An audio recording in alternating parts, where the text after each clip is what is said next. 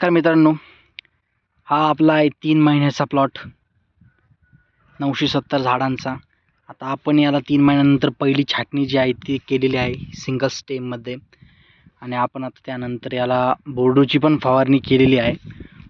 तुम्ही बघू शकता की आपण याला बोर्डोची फवारणी करून आता आपण त्याला बेसल डोस पण भरणार आहे, कारण की त्याच्या इथून पुढं आपल्याला हा प्लॉट जो आहे हा 9 महिन्यानंतर धरायचा आहे. त्यासाठी आपल्याला त्या झाडाची ग्रोथ होणं खूप आवश्यक आहे.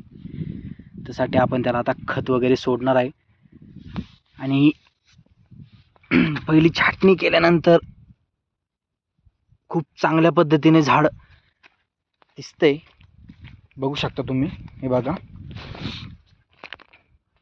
मस्त असं झाड तयार झालेलं आहे सिंगल स्टेमवर. तर आता इथून पुढे मी तुम्हाला जे काही करेल ते सगळं प्रत्येक व्हिडिओमध्ये तुम्हाला सांगण्याचा प्रयत्न करेल.